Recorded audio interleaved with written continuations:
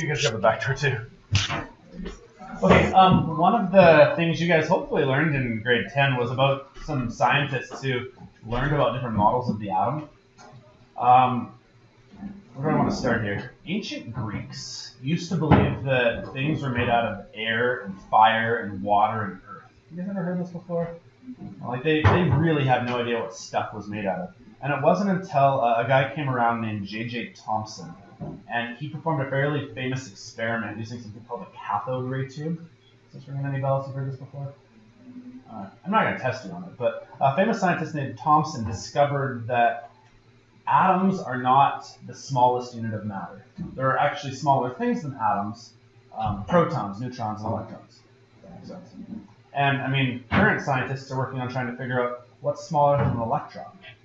And I'm sure once we figure out what's smaller than an electron, then we'll probably try to figure out what's smaller than that. Does that make sense?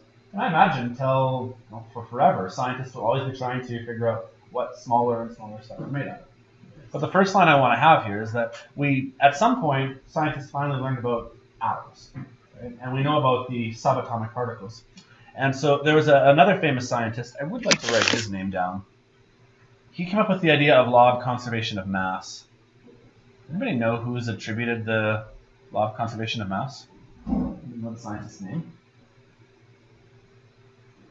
Fair enough. That's why I teach you. Okay. His name was Anton Lavoisier. I think that's how you say it. Lavoisier, maybe? I don't remember exactly how the pronunciation is, but is that a name you guys have maybe heard before?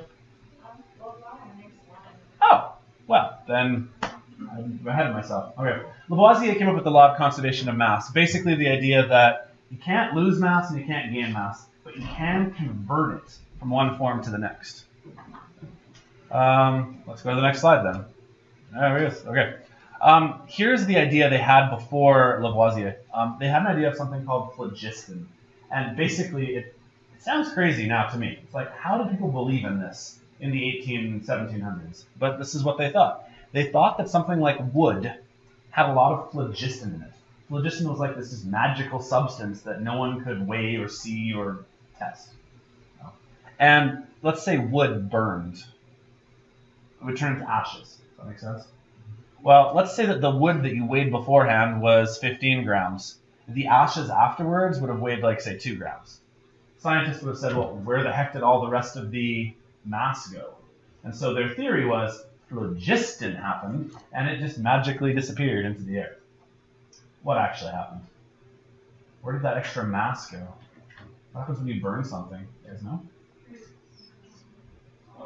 Creates, well, combustion in general creates two main things. I mean, smoke is one thing we can consider, but any combustion makes carbon dioxide. And you guys know the other thing it usually makes when you combust things? Good, yeah, well, carbon dioxide and water. Were they able to weigh the carbon dioxide in the water? No. Right? So anyways, that was this magical idea of phlogiston. And so finally, Lavoisier had a new theory, the idea of conservation of mass. So, I mean, here's another example.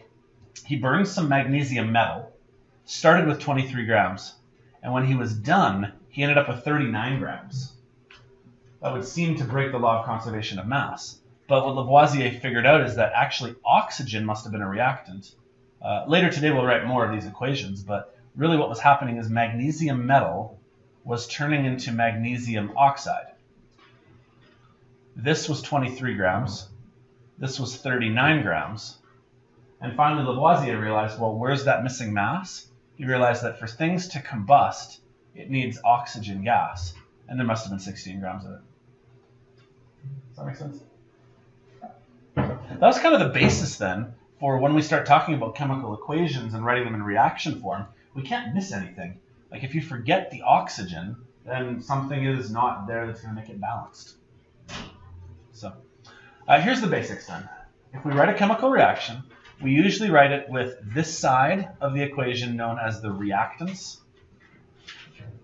and this side of the equation known as the products. And we always have an arrow in between.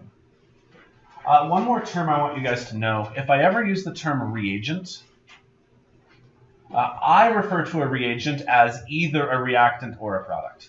Because sometimes it's useful to just talk about the things that are involved, either on either side of the equation. So if I use the word reagent, I mean, it could be a reactant, it could be a product. I don't care which one is which.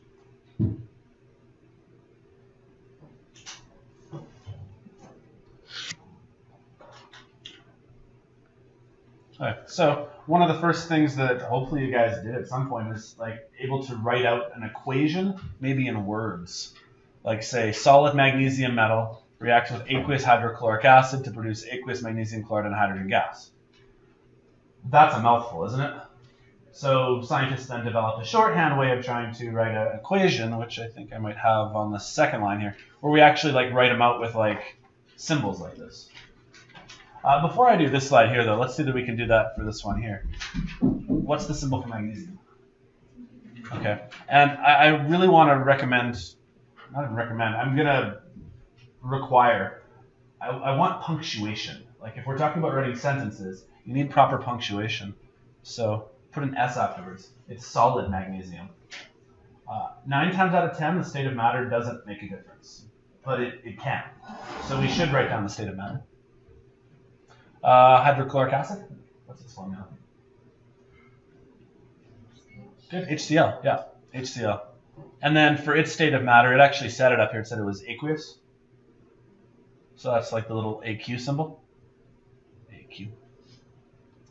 And then it's going to make magnesium chloride. Not quite. It's not MgCl. MgCl2. Magnesium has a +2 charge. Chlorine is in the -1 charge table, so therefore you need 2 chlorines. It said it was aqueous, so I can throw that there. And then hydrogen gas.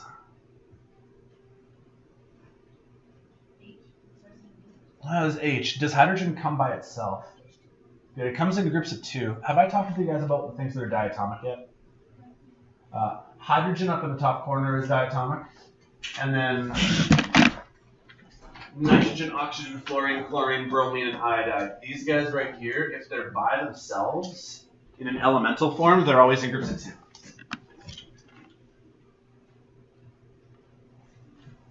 Does that make sense then? Being able to write it out like this? So that's kind of what my next slide is about then. If you were to write something out like this, hydrogen plus oxygen is water, and write out an equation, we call that a skeleton equation. There's only one problem with what I've done in both of those examples. And it's back to kind of like the idea of punctuation. My equation does not have the, I don't want to give it away. No, I guess I'll just say it. The equation's not balanced. You guys know what I mean when I say it's balanced? To me, balancing is like, well, you need to put a capital letter at the beginning of a sentence. You have to put a period at the end of the sentence. This equation breaks the law of conservation of mass, Lavoisier's idea, because here you have hydrogen and hydrogen. Here you have oxygen and oxygen. But on the other side, you have hydrogen, hydrogen, and only 1 oxygen. Somehow we've lost an oxygen, and law of conservation of mass would dictate that you can't just randomly lose an oxygen. So often I give the example of it's like cooking, where you have like a ratio. So like when you bake cookies, you don't just use 1 cup of flour and 1 cup of sugar and 1 cup of baking soda. Like you don't use 1 the whole way through. Sometimes you need 2 of something or 3 of something. Does that make sense? Do you guys know how you'd balance this equation then? Put a 2 in front of the H2O and in front of the H2. That'll do it. Yeah. Is that something you guys recall then? Yeah. Okay. So I just want to do a bunch of examples then for how to balance equations. So I have a method that I use myself. If you have your own method, I really don't care. At the end of the day, all that matters when you balance an equation is that it's balanced. Okay. But here's my steps for doing this. I like to make a list of all of my reagents, so reactants and products. And by that I mean like I have hydrogens and I have oxygens. And then I try to balance each atom one at a time, but I always like to leave the diatomic ones to last. I usually find that works better. So let's do some examples. This first one we already just did, so you can probably just throw some 2's in there. You guys have this slide? By the way, if I don't write a number in front of the O2, what's the number? Okay, just so you guys know, when I give you a multiple choice or a numeric response question later, if I ask you to balance it and it's numeric response, the answer would be 2, 1, 2. Not 2, 0, 2. Not 2, leave the next one blank, 2. Does that make sense? So even though we don't write the 1, make sure you know that there's a 1 there. So here's how I might go about balancing the next question. I mean, this is a very long way of doing it. If you don't have to do it this way, don't worry about it. I'm going to try to balance the irons and the chlorines. I just put a little check mark once I've got them. So are the irons currently balanced? Yes. There's 1 iron here to 1 iron here. So I put a little check mark there and say I'm good. Then the chlorines. Are the chlorines currently balanced? No. So there's 3 here, there's 2 here, so I'll put a 2 and a 3 here. That'll fix that. Now chlorines are balanced. However, if you ever put a number in front of something, double check to make sure that it's not one of the things you just checked off. And you see how right here, I just put a new number in front of irons. So therefore my iron is now no longer balanced anymore. So then I go back and do iron a second time, and I put a 2 there. Now it's good again. Does that make sense? Okay, let me skip down to a hard one then. Let's do D.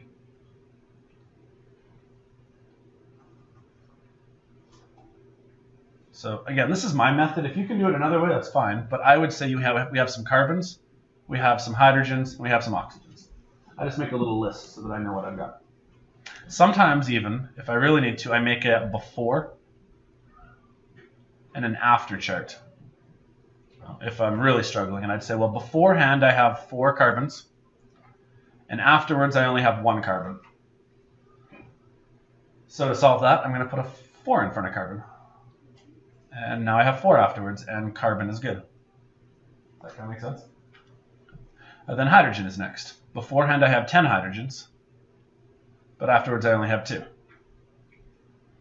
So to solve this problem, put a 5 there. And now I'd have 10 hydrogens.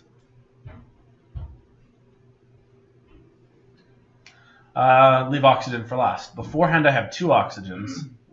Afterwards I have 8 plus 5 more. I have 13. Does that make sense? Can I turn a 2 into a 13? No. Do you guys know the trick for solving something like this? You ever seen this before? Good, you double the whole thing. Gabe Yeah. Altman, can you please come to the stage for your picture? Gabe, please go to the stage for your picture. So make this guy a 2. Make this guy an 8. Make this guy a 10. And then what's going to end up happening is this will be 13 then. Because what happens is now 8 and 8. It's now 20 and 20. And this side over here now should be 26. Which means you better times this guy by 13 right here to make it work. You guys seen that trick before? Okay, cool. Do you guys need more instruction on balancing, or can I move on? Do you guys want to just practice some? That's probably the best way. Like, if you've seen how to balance before, I don't want to take all day on this. But like, if you need more help, I can work on that. So, yay or nay? We're good? Okay. So I think I got a big slide full of ones to practice. Do you guys have this one? Okay, why don't you guys try that slide for the next couple minutes here, and then we'll go over answers in, I don't know, 10 minutes? 15 minutes? Try some of these tricky ones. See whether you remember how to do this.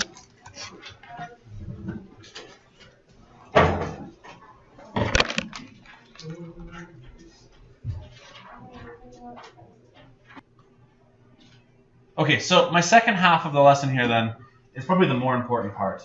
Balancing an equation is very important, obviously. But I'd say more importantly than that, especially once we start, like I want to get you guys doing some labs, hopefully in 2.5 weeks, when we finally start doing Chem 20 curriculum. Before you can actually ever do some chemistry work, you should have some knowledge of what would happen in what case. Like for example, if I gave you magnesium chloride and hydrochloric acid, what would happen if you mixed those? Now, scientists don't just randomly take this and pour them together and hope for the best. Like that's more of like a, I don't know, reality TV kind of thing. That's not really science. Does that make sense? No. So same thing with like say calcium nitrate and potassium metal. I have actually a story I've heard about. It was a bottle of nitric acid, I believe, was added to copper. And it ended up producing a gas. I don't actually remember what it was, but it was some sort of nitrous oxide gas. You guys, I'm going to talk about single and double replacement in a bit. You guys have known those terms, right? But there are more reactions than this. And one of the things that if you combine copper with nitric acid, it produces like I think an NO2 or something like that. Maybe even carbon dioxide somehow reacts in there. Anyways, it produces such a nauseous gas that like if you're not careful with the ventilation, it will cause respiratory breathing problems. And it's one of those things where I heard a story about how a doctor accidentally dropped a penny inside of the bottle of nitric acid. Pennies are made lots of carbon. Walked out of the office, didn't think anything of it. Came back later, and the office was filled Any students with like a brown who gas have inside not the office. had your pictures taken, So- please go to the stage and have your pictures taken. Any staff members that are on press and that can sneak away, please go to the stage and have your pictures taken. All right. Long story short, before you actually combine things, we should know what they're going to make. So there's 5 basic types of reactions. You guys probably know these 5. Do I have to go over this in a lot of detail? Okay, let me know if I'm boring you because you get this. Okay. A formation reaction is where you take like formation is where you take an element and an element and you just smush them together. Like for example, if I gave you sulfur and oxygen, it would make sulfur dioxide. That's formation. Does that make sense? Opposite of formation, decomposition. If I gave you water, we could break it apart into hydrogen and oxygen. Basically, one thing becomes 2. Don't forget to balance, though.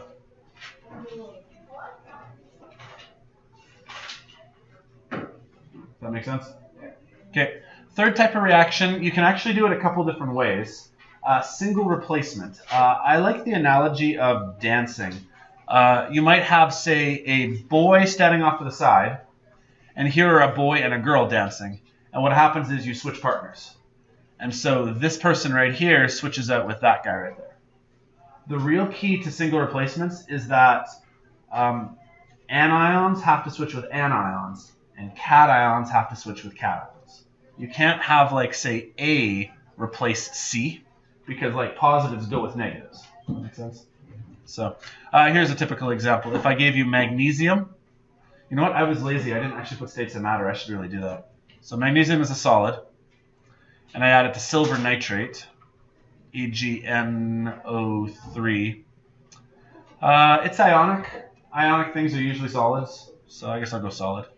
By the way, if you don't know the state of matter, this would be one of the times where I encourage you just to pick a state of matter.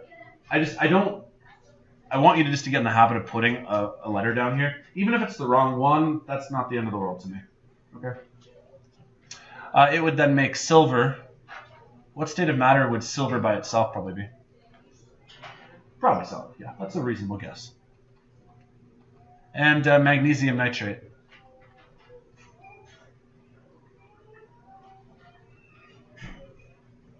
What did I do wrong? Okay. It's ionic, so it's probably solid. I actually made another mistake. Not even to that point yet. This technically is balanced at this point. It's in this thing right here. MgNO2. What's magnesium's charge? What's nitrate's charge? Yeah. So I actually needed to do that. That one mistake now changes a lot, because you know how I just said a second ago it was balanced? Now it's not. So then to balance it, we should put a 2 here and a 2 here. So single replacement usually involves a single thing plus a compound, and then this magnesium and the silver are going to switch spots. Is that something you guys recognize from last year? We'll move on. Double replacement is, again, I like the dancing analogy. You have a boy and a girl dancing and a boy and a girl dancing, and they switch partners. But this is a very conservative, traditional way of chemistry. Boys only dance with girls and not boys with boys. So A has to go with D and B with C. Does that make sense in that analogy? You can't have A go with C and B go with D. That's just not how this works. So let's start this one out then. Lead 2 nitrate. What's that formula? Pb for lead nitrate.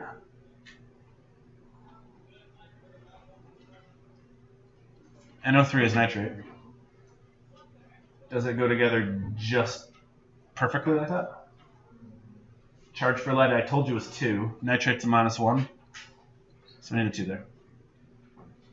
Again, just throw down a letter. Hopefully it's reasonable. Like, don't call it a gas. It's probably not a gas. Being ionic, it's probably solid. Sodium iodide. That's sodium, Na, and then I for iodide. Actually, those fit together perfectly. Again, probably is reasonable to call it solid. Lead 2 iodide will be PbI2. Again, it's ionic. Solid probably makes sense. And sodium nitrate would be NaNO3. Again, same logic.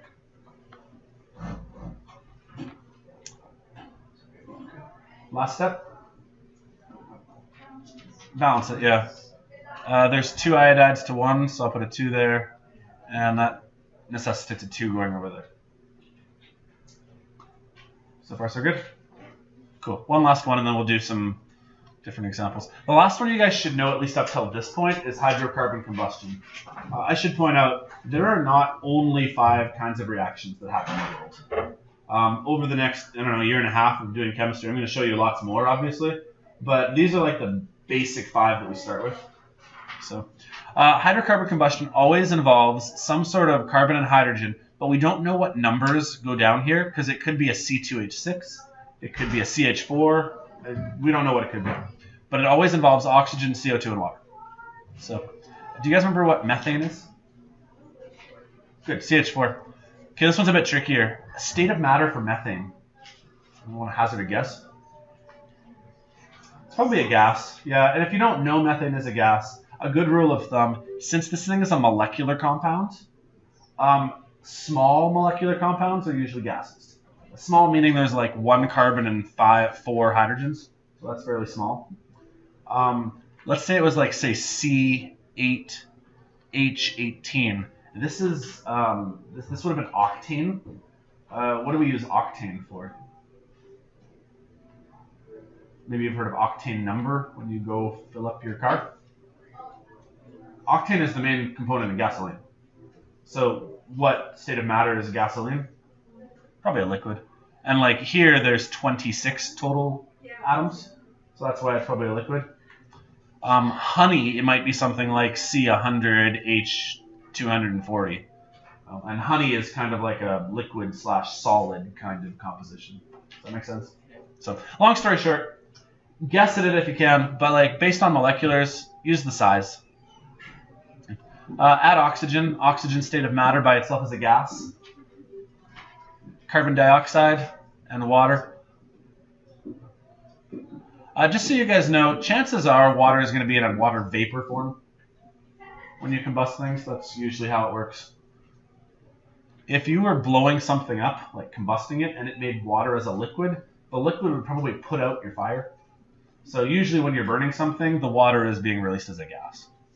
So, and then last step, we just need to balance the thing. Nope, that's not right. Need a 2 there. And there. So far, so good? Okay, last step then. What I need you guys to be able to work on then is if I give you the start of an equation, I need you to be able to figure out what it's going to make. And I could write it in letters, I could write it in words, but hopefully you can then predict. Based on the type of reaction, you hopefully can predict what's going to occur.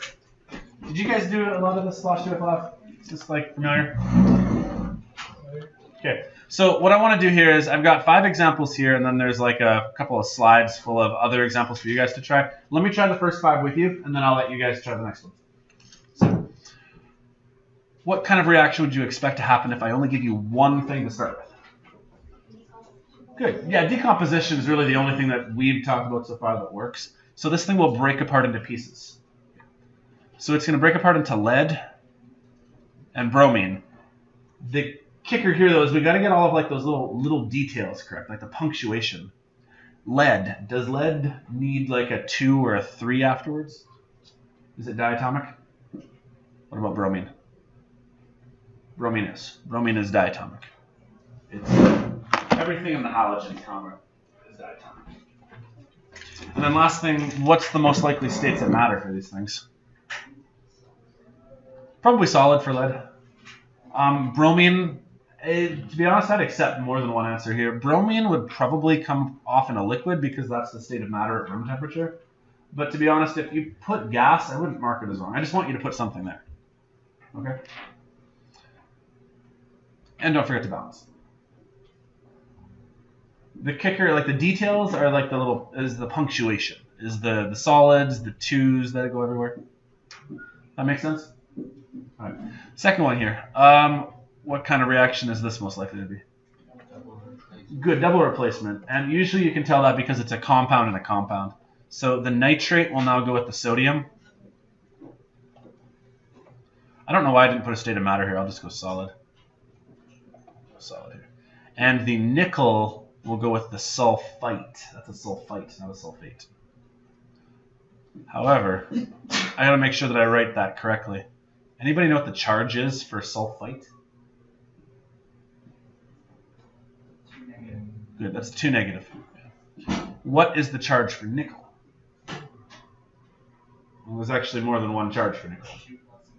2 plus and 3 plus. Now, whichever one is listed first is more common. And so sometimes we go with the more common one. However, I actually know which nickel type we were using right here. Yeah, we must have been using a 3 plus nickel right here if it was going with a nitrate. So if it starts off with a 3 plus nickel, it should stay with a 3 plus nickel. So if I make a 3 plus nickel here, how do I balance this thing then? Go ahead. Ni2. Yep. SO. Bracket SO3. 3. Good. And then the only thing I'd recommend is if you're putting those little charges up top, just erase them if you could. I'm just going to go with solid for state of matter. That seems likely. It's ionic. Probably would be solid. Does that make sense? One last thing, though. I got to make sure we're balanced. And I don't know that we are. Because here is 1 nickel. And now we have 2 over here. So I need a 2 there. Now I have 6 nitrates total. Because the 2 times the 3 makes 6 nitrates. So I'm going to put a 6 here. So I have 6 nitrates. Then I now have 6 sodiums. So if there comes in 2, I better put a 3 there for sodium. And if everything works out properly, if I loop this back around, then the 3 sulfites, I should have 3 sulfites over here. This is something you guys know how to do? Awesome. Okay, I'll go a little faster. Zinc and sulfur, that's going to combine in a formation reaction. They're both in elemental form. So we're probably going to have zinc sulfide. It's probably a solid. Zinc is Zn solid. Sulfur S solid.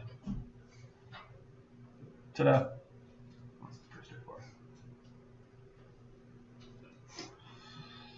Okay, this next one's got a little bit more of a challenge to it.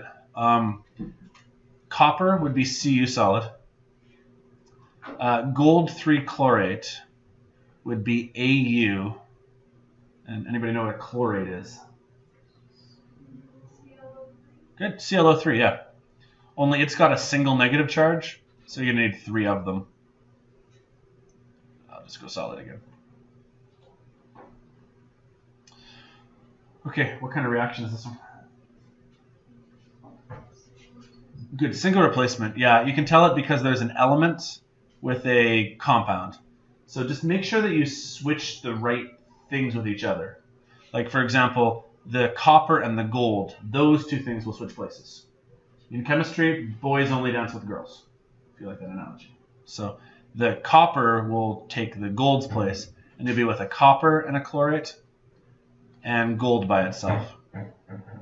However, this one's kind of screwy, though. What's the charge for copper? A 2 or 1. Okay. Did this copper right here have a charge? Okay, so unlike the one up here where the nickel did have a predetermined charge, so that I know what the charge is here, here, since I don't know which copper it could form, then go with the most likely one. So which one was first? 2. 2? Okay, so if it was a 2, then you better double up the chlorate. I'll throw a solid afterwards, and gold is solid. Actually, it's kind of boring. Pretty much most things are solid. That's okay though. Not in the next example. The next one will have some changes. Last thing, make sure I balance it properly. I'm going to start with the chlorates because those are the things that are not the same. You have 3 chlorates on this side to 2 chlorates on this side. So I'm going to throw a 3 here and a 2 here, which means I need a 3 here and a, whoops, that's not right. Means you need a 2 here and a 3 there.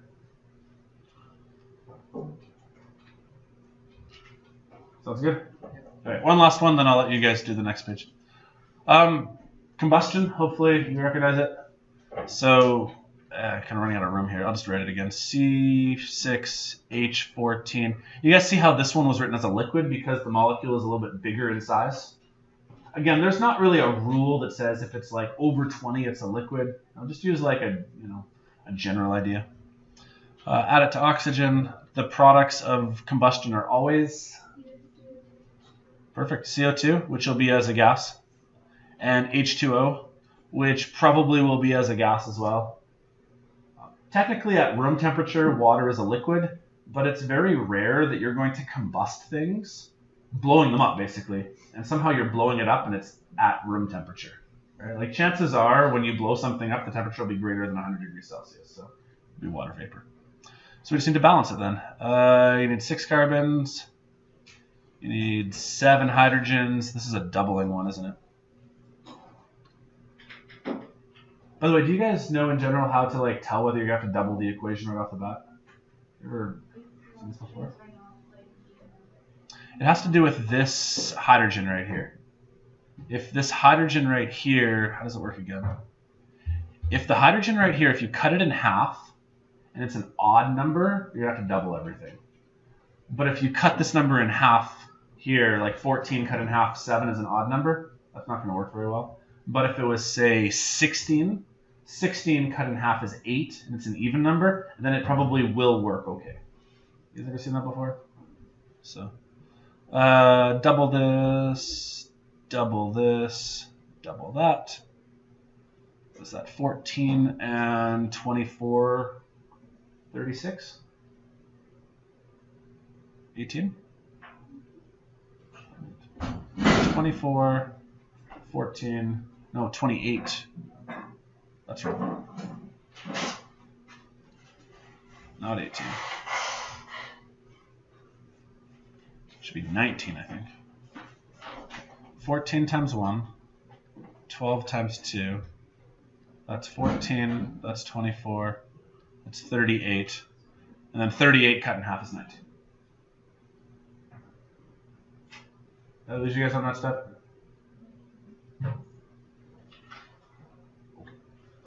This is something you guys recognize and you know? Okay, let's move on then. So just here's some practice if you want it in the notes. If you get the idea though, then you're fine. I mean, work on something else. I have one last slide that just goes through the 5 different types, but again, hopefully you know this. So that's my last slide, correct?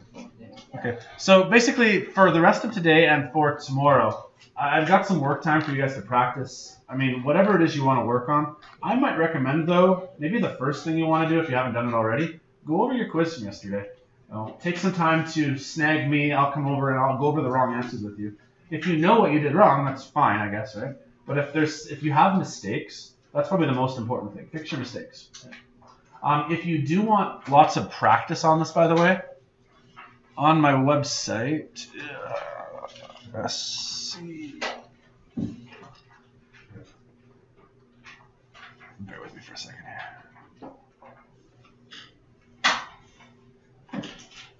On the notes section,